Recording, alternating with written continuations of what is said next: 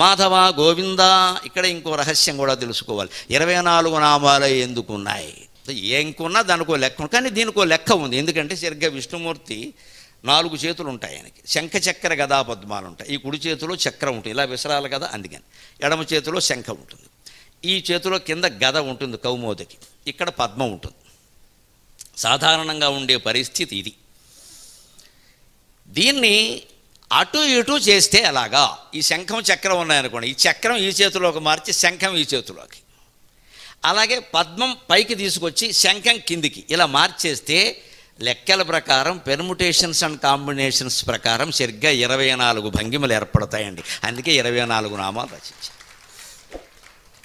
అంటే లలితా సహస్రనామాలు 1000 ఉండడానికి, దానికి సరిగ్గా 182.5 శ్లోకాలలోనే వ్యాసమూర్తి నిక్షిప్తం చేయడానికి ఒక కారణం ఉంది. సామాన్యంగా 108 నామాలు ఉండడానికి ఒక కారణం ఉంది. ఇవి 24 ఉండడానికి ఒక కారణం ఉంది. విష్ణుమూర్తి యొక్క ఆకారంలో ఆయన ధరించిన ఆయుధాలు ఆభరణాలు ఉన్నాయి. వీటిని పైకి కిందికి పక్కకి అటు ఇటు మారిస్తే లెక్కల్లో ఉన్న సూత్రం ప్రకారం పెర్ముటేషన్స్ అండ్ కాంబినేషన్స్ అని దీనికి ఒక లెక్క ఉంది. దాని ప్రకారం 24 భంగిమలు ఏర్పడతాయి, అంతకుమించి ఏర్పడవు. అందుకని 24 నామాలు.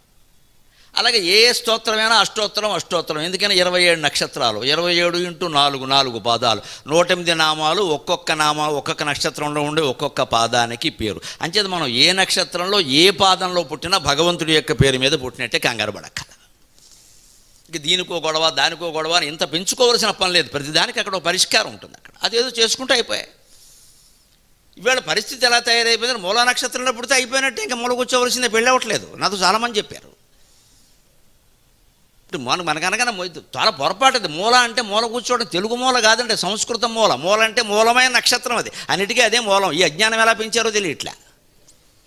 పైగా మూలా నక్షత్రం ఎవరిది? మాకు బాగా కోపం. మేము సరస్వతి ఫ్యాన్స్ అసోసియేషన్, మా ఎలవేలుపు సరస్వతి, మా సరస్వతీదేవి నక్షత్రం మూలా నక్షత్రం. మేము ఊరుకుంటాం ఏంటి? ఎందుకు మూలా నక్షత్రం అన్నారు? ఖగోళ శాస్త్రం ఇది.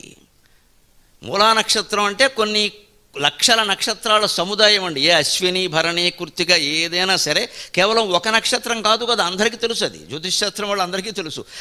అనే కొన్ని లక్షల నక్షత్రాలు ఎలా ఉంటాయి, వాటిని చుక్కలతో కలిపితే మీరు అశ్వముఖం ఏర్పడుతుంది, అది అశ్విని.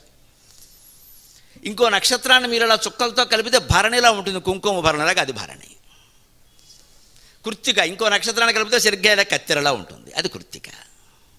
ఇంకోటి రోహిణి, మొలకెత్తినట్టుగా ఉంటుంది, ఇలా రోహిణి. ఇంత అందమైన పేర్లు, అందమైన కేవలం అందం కోసం పెట్టలేదు, శాస్త్రం కోసం పెట్టారు.